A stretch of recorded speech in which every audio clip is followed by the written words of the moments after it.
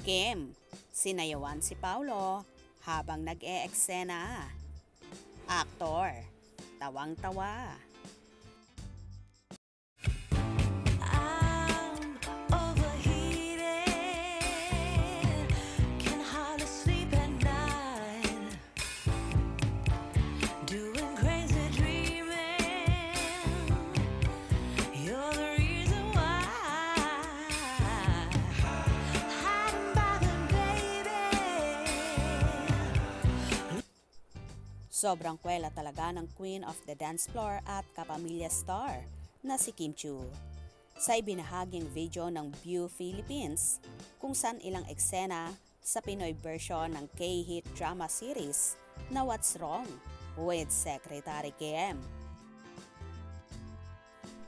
Habang nagtitaping at nasa eksena ang mga bida na sina Kim at Paulo Avellino, aakalain mo na naglalaro lang sa set ang dalawa at panay na panay ang lambingan, harutan at kulitan ng bagong magsing irog.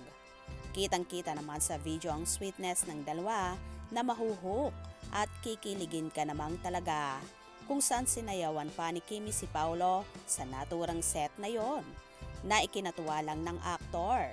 So lambot naman ang katawan ng dalaga sa pagsayaw na yon at panay naman ang hampas ni Kim kay Paulo na isa sa love language nila.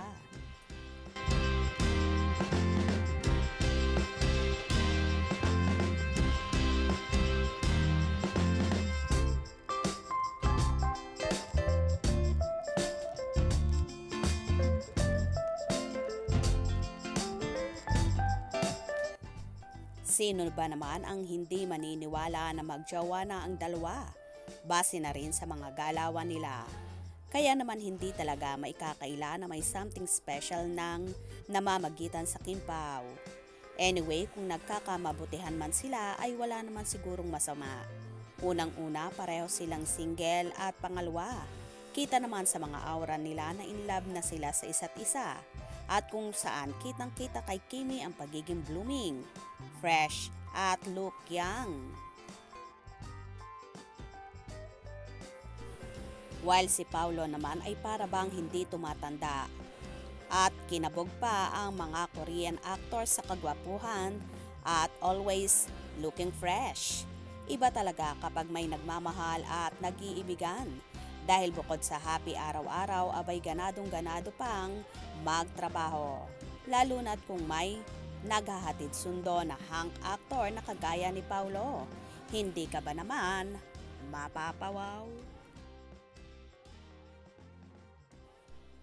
Anyway, ating abangan ang mga magaganap pa sa Chupaw na magkakaroon ng shows abroad sa June 9, 2024. Nasa Dubai sila para sa Kalayaan Caravan at this coming June 29 and June 30, 2024 ay sa United Kingdom naman sila magpapakilig.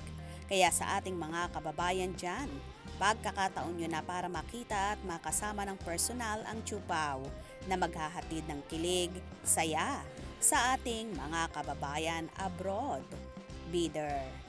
Kaya naman tumutok at huwag na huwag pahuhuli sa mga maiinit na kaganapan. Anong inyong magiging reaksyon sa bidyong ito? Comment below.